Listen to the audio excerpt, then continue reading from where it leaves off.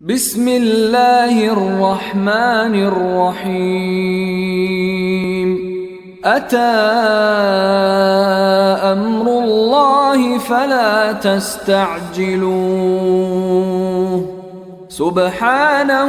وتعالى عما يشركون ينزل الملائكة بالروح من أمره على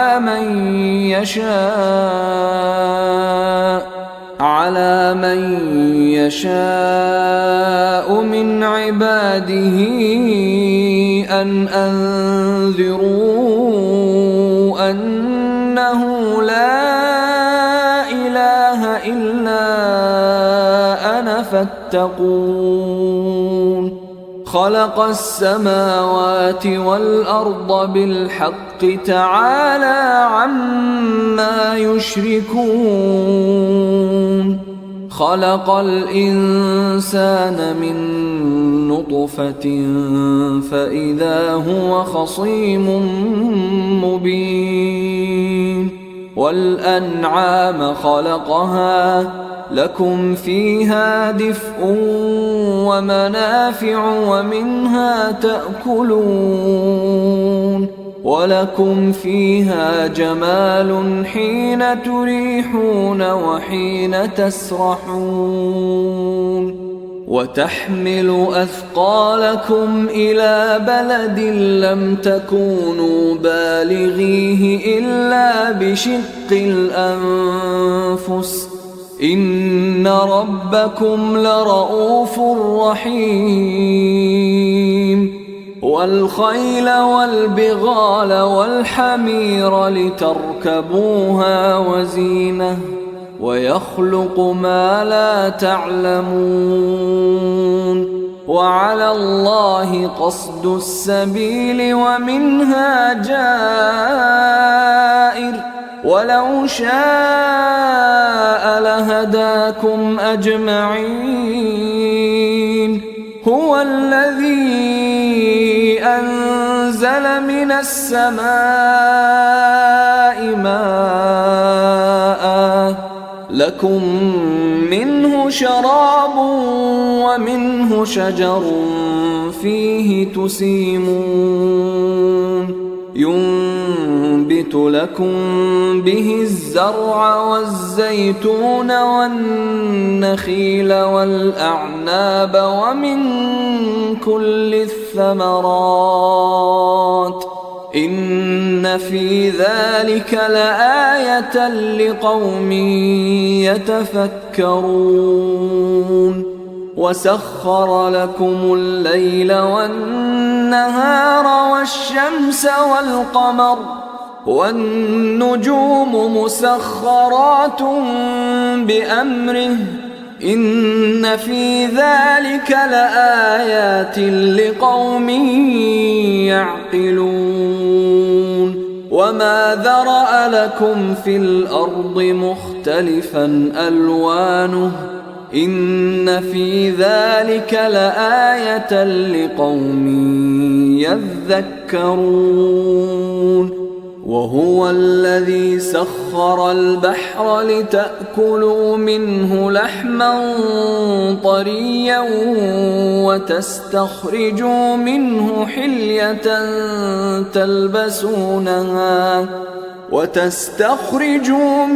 حلية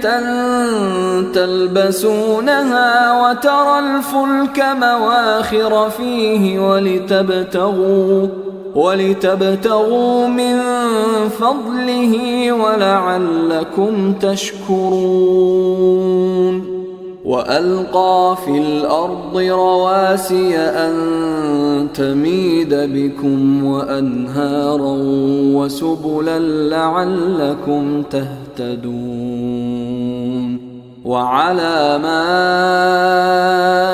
وبالنجم هم يهتدون أفمن يخلق كمن لا يخلق أفلا تذكرون وإن تعدوا نعمة الله لا تحصوها إن إن الله لغفور رحيم والله يعلم ما تسرون وما تعلنون والذين يدعون من دون الله لا يخلقون شيئا وهم يخلقون أموات غير أحياء وما يشعرون أيان يبعثون إلهكم إله واحد فالذين لا يؤمنون بالآخرة قلوبهم منكرة وهم مستكبرون لا جرم أن الله يعلم ما يسرون وما يعلنون إنه لا يحب المستكبرين وإذا قيل لهم ماذا أنزل ربكم قالوا أساطير الأولين ليحملوا أوزارهم كاملة يوم القيامة ومن أوزار الذين يضلونهم بغير علم ألا ساء ما يزرون قد مكر الذين من قبلهم فأتى الله بنيانهم من القواعد فخر عليهم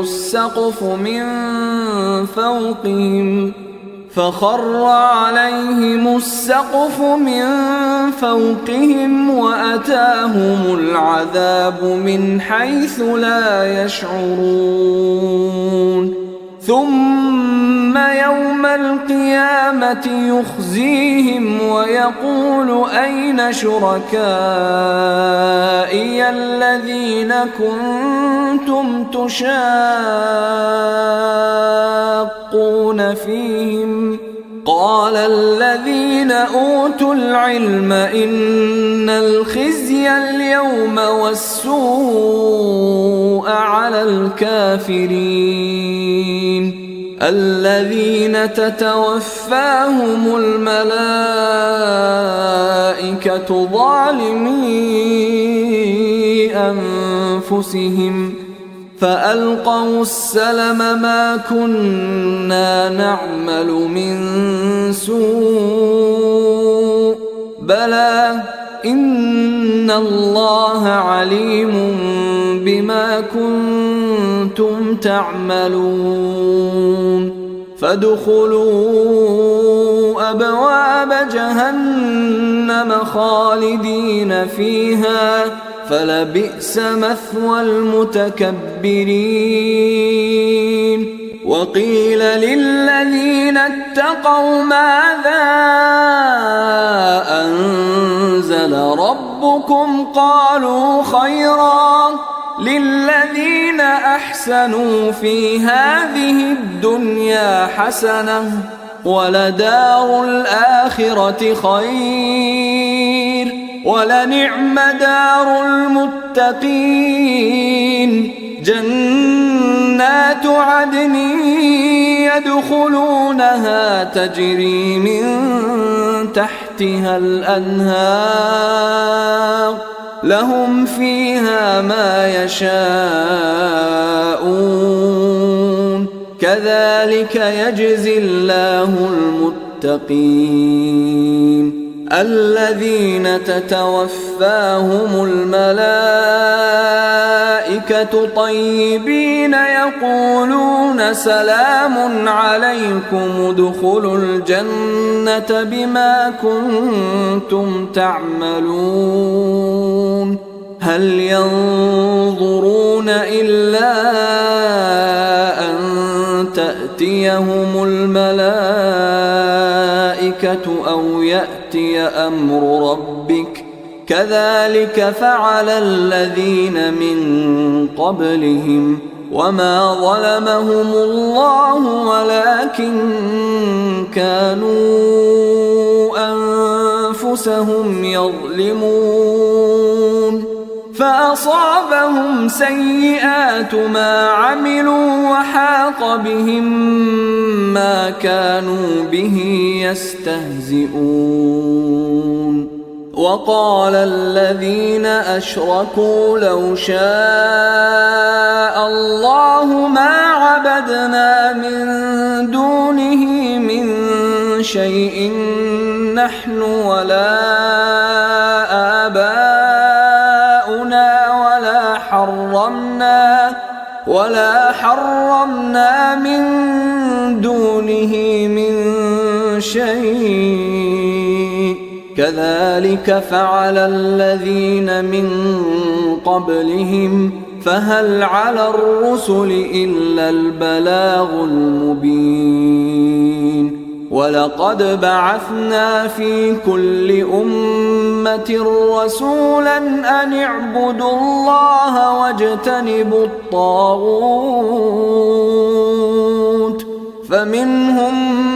من هدى الله ومنهم من حقت عليه الضلالة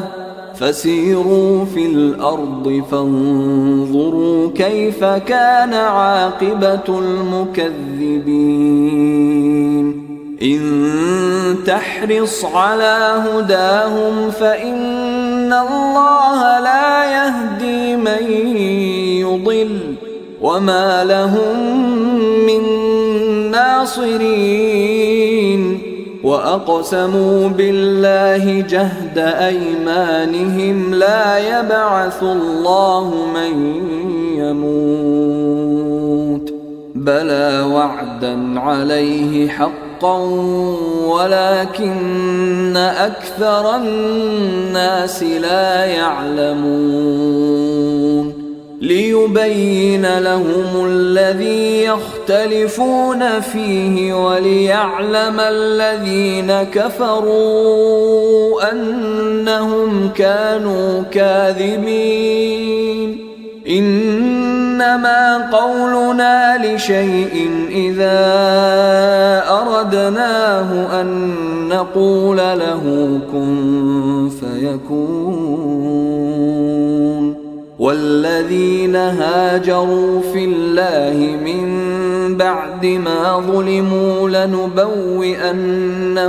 في الدنيا حسنة ولأجر الآخرة أكبر لو كانوا يعلمون الذين صبروا وعلى ربهم يتوكلون وما أرسلنا من قبلك إلا رجالا نوحي إليهم فاسألوا أهل الذكر إن كنتم لا تعلمون بالبينات والزبر وأنزلنا إليك الذكر لتبين للناس ما نزل إليهم ولعلهم يتفكرون أفأمن الذين مكروا السيئات أن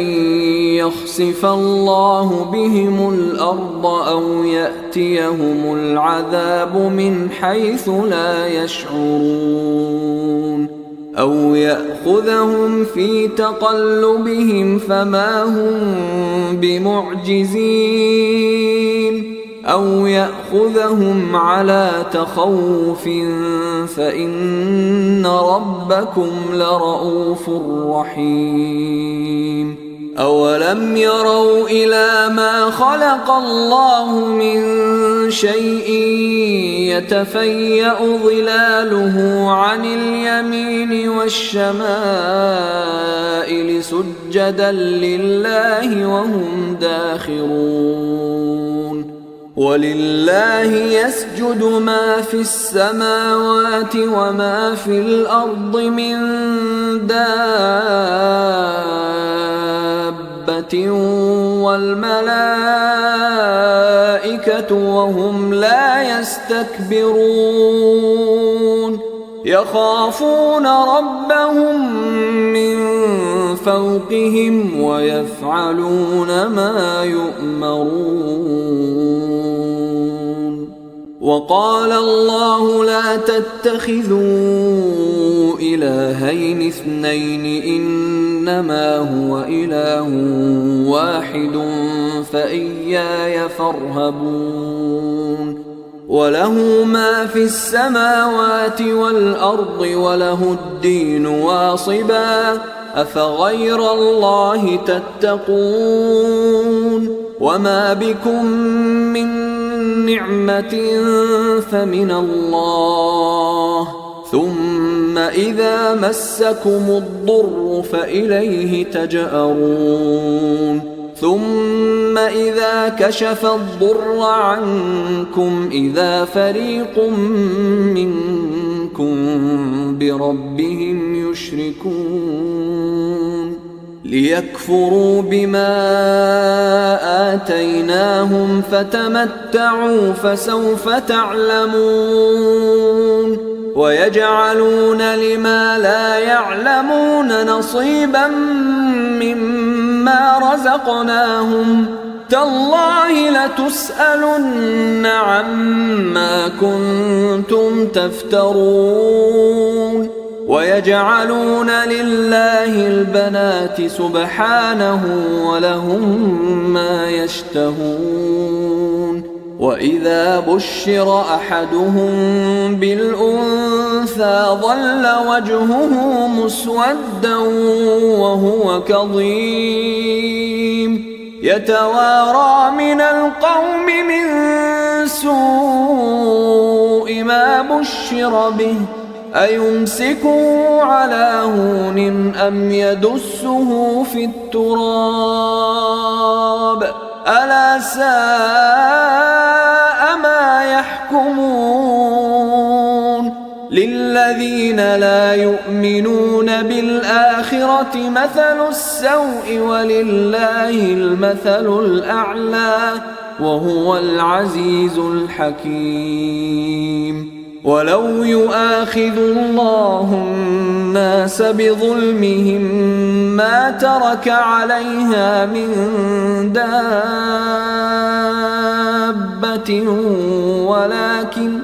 ولكن يؤخرهم إلى أجل مسمى فإذا جاء أجلهم لا يستأخرون ساعة ولا يستقدمون. ويجعلون لله ما يكرهون وتصف ألسنتهم الكذب أن لهم الحسنى لا جرم أن لهم النار وأنهم مفرطون. تالله لقد أرسلنا إلى أمم من قبلك فزين لهم الشيطان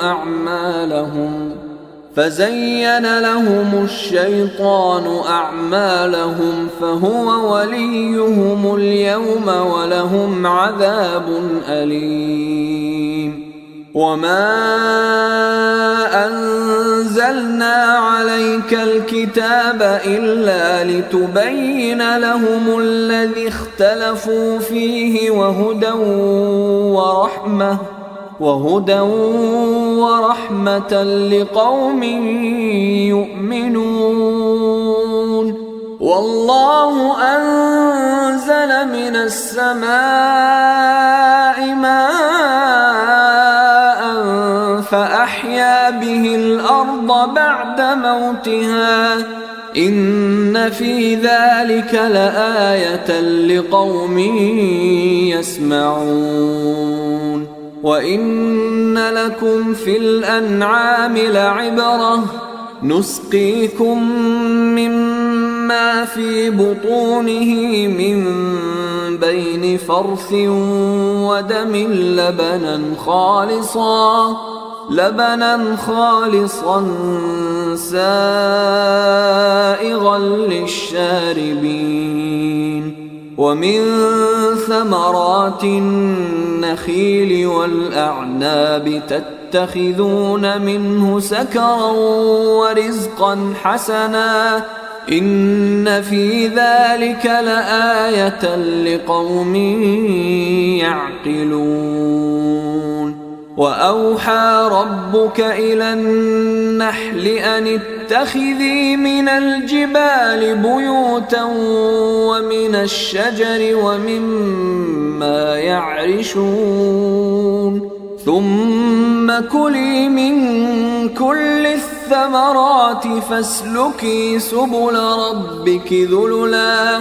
يخرج من بطونها شراب مختلف ألوانه فيه شفاء للناس إن في ذلك لآية لقوم يتفكرون والله خلقكم ثم يتوفاكم ومنكم من يرد إلى أرذل العمر لكي لا يعلم بعد علم شيئا إن الله عليم قدير والله فضل بعضكم على بعض في الرزق فما الذين فضلوا براد رزقهم على ما ملكت أيمانهم فهم فيه سواء أفبنعمة الله يجحدون والله جعل لكم من أنفسكم أزواجا وجعل لكم من أزواجكم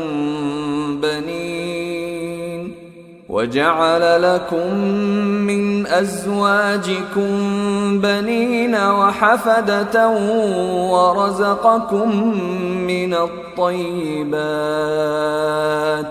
أفبالباطل يؤمنون وبنعمة الله هم يكفرون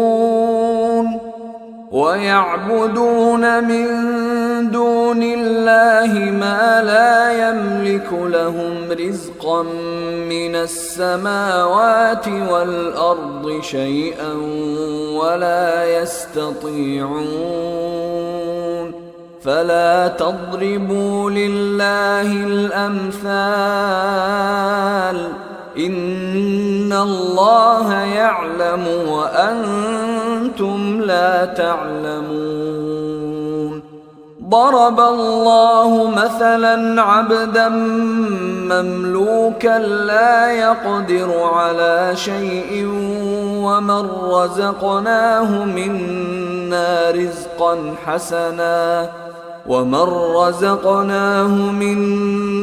رزقا حسنا فهو ينفق منه سرا وجهرا هل يستوون الحمد لله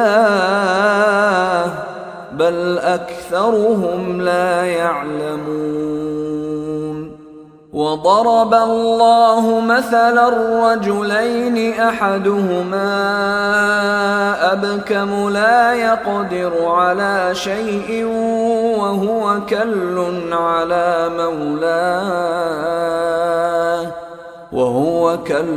على مولاه أينما يوجهه لا يأت بخير هل يستوي هو ومن يأمر بالعدل وهو على صراط مستقيم ولله غيب السماوات والأرض وما أمر الساعة إلا كلمح البصر أو هو أقرب إن الله على كل شيء قدير. والله أخرجكم من بطون أمهاتكم لا تعلمون شيئا وجعل لكم السمع والأبصار والأفئدة لعلكم تشكرون. ألم يروا إلى الطير مسخرات في جو السماء ما يمسكهن إلا الله إن في ذلك لآيات لقوم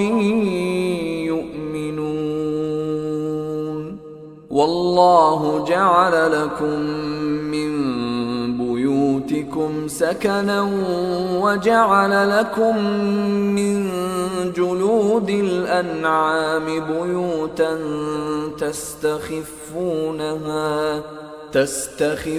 تستخفونها يوم ظعنكم ويوم إقامتكم ومن أصوافها وأوبارها وأشعارها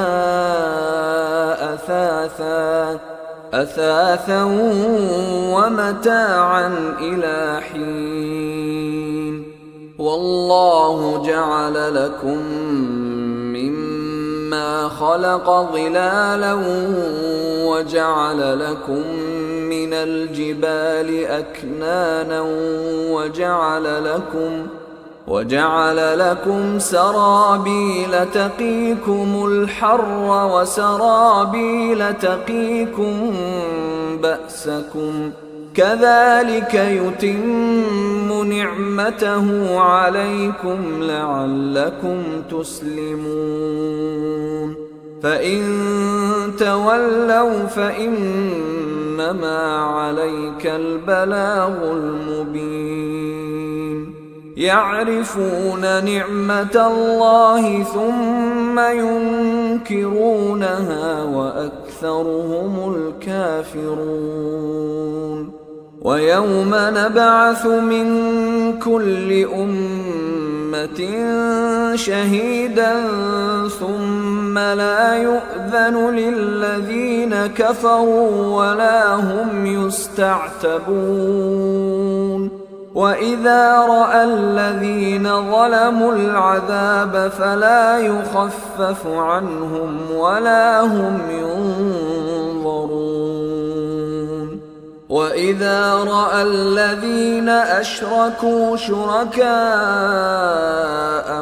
قالوا ربنا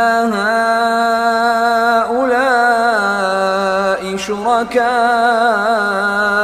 الذين كنا ندعو من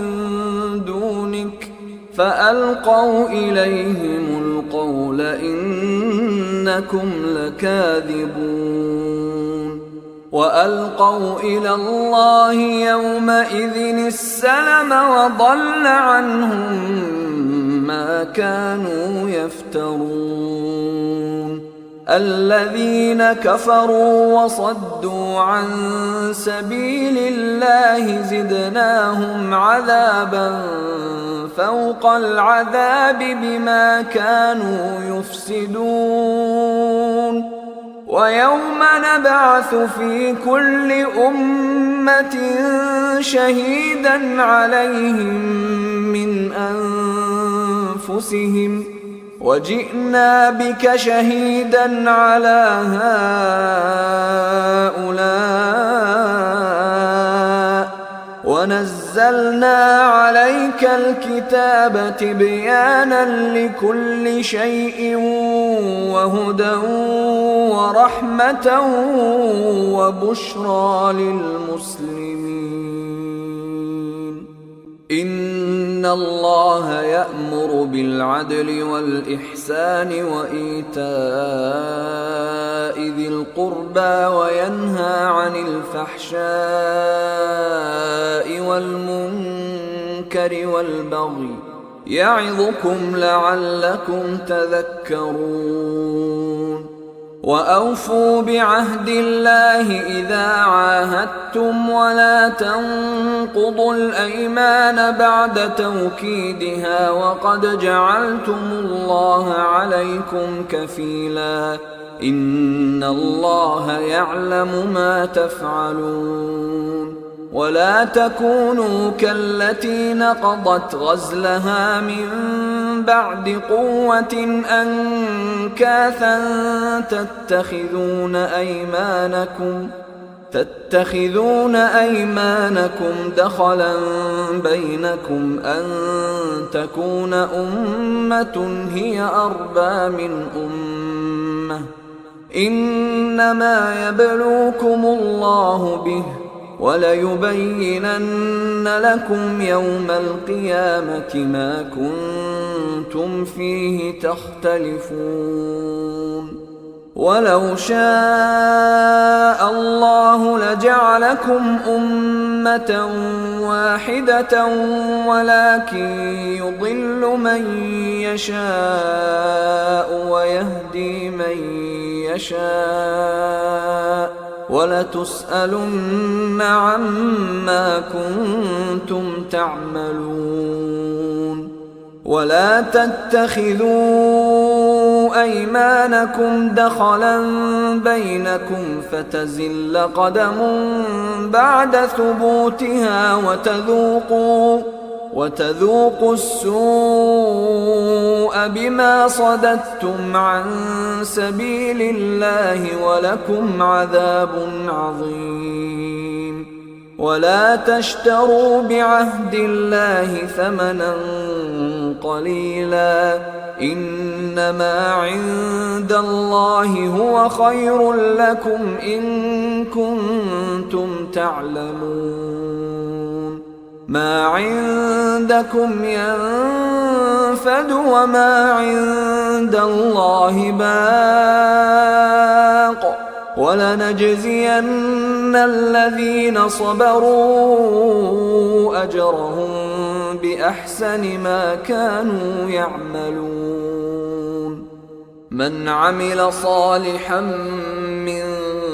ذكر أو أنثى وهو مؤمن فلنحيينه حياة طيبة ولنجزينهم أجرهم بأحسن ما كانوا يعملون فإذا قرأت القرآن فاستعذ بالله من الشيطان الرجيم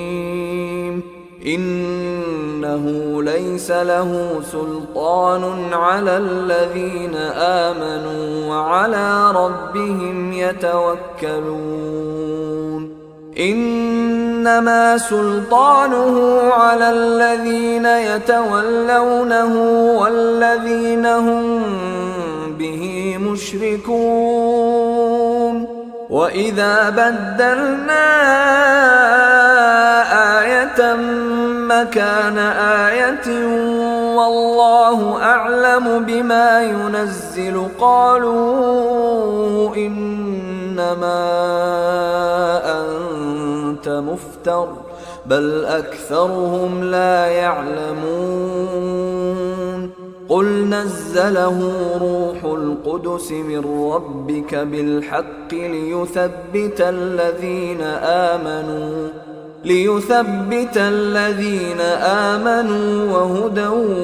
وبشرى للمسلمين ولقد نعلم أنهم يقولون إنما يعلمه بشر لسان الذي يلحدون إليه أعجمي وهذا لسان عربي مبين إن الذين لا يؤمنون بآيات الله لا يهديهم الله ولهم عذاب أليم إنما يفتري الكذب الذين لا يؤمنون بآيات الله وأولئك هم الكاذبون الكاذبون من كفر بالله من بعد إيمانه إلا من أكره وقلبه مطمئن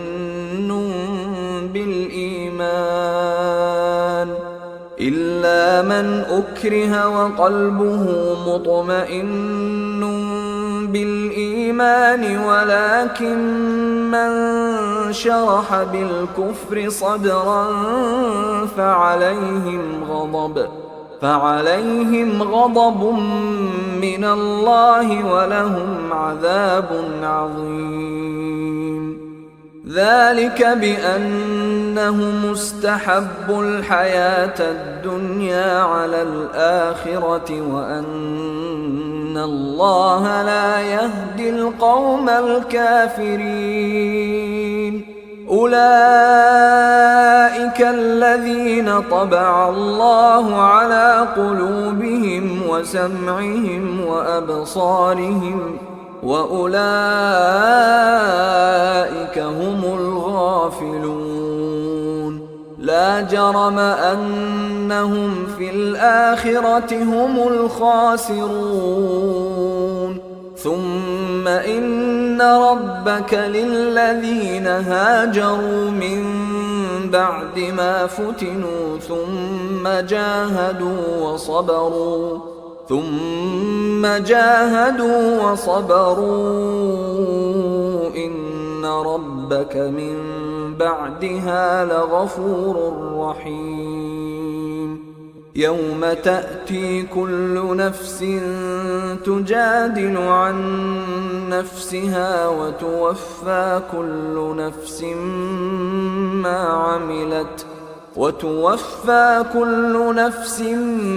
ما عملت وهم لا يظلمون وضرب الله مثلا قرية كانت آمنة مطمئنة يأتيها رزقها رغدا من كل مكان فكفرت بأنعم الله فأذاقها الله لباس الجوع والخوف بما كانوا يصنعون ولقد جاءهم رسول منهم فكذبوه فأخذهم العذاب وهم ظالمون فكلوا مما رزقكم الله حلالا طيبا واشكروا نعمة الله إن كنتم إياه تعبدون إنما حرم عليكم الميتة والدم ولحم الخنزير وما أهل لغير الله به فمن اضطر غير باغ ولا عاد فإن الله غفور رحيم ولا تقولوا لما تصف ألسنتكم الكذب هذا حلال وهذا حرام لتفتروا على الله الكذب إن الذين يفترون على الله الكذب لا يفلحون متاع قليل ولهم عذاب أليم وعلى الذين هادوا حرمنا ما قصصنا عليك من قبل وما ظلمناهم ولكن كانوا أنفسهم يظلمون ثم إن ربك للذين عملوا السوء بجهالة ثم تابوا من بعد ذلك وأصلحوا إن ربك من بعدها لغفور رحيم إن إبراهيم كان أمة قانتا لله حنيفا ولم يك من المشركين شاكرا لأنعمه اجتباه وهداه إلى صراط مستقيم وآتيناه في الدنيا حسنة وإنه في الآخرة لمن الصالحين ثم أوحينا إليك أن اتبع ملة إبراهيم حنيفا وما كان من المشركين إنما جعل السبت على الذين اختلفوا فيه وإن ربك ليحكم بينهم يوم القيامة فيما كانوا فيه يختلفون ادع إلى سبيل ربك بالحكمة والموعظة الحسنة وجادلهم بالتي هي أحسن إن ربك هو أعلم بمن ضل عن سبيله وهو أعلم بالمهتدين وإن عاقبتم فعاقبوا بمثل ما عوقبتم به ولئن صبرتم لهو خير للصابرين واصبر وما صبرك إلا بالله ولا تحزن عليهم ولا تك في ضيق مما يمكرون إن الله مع الذين اتقوا والذين هم محسنون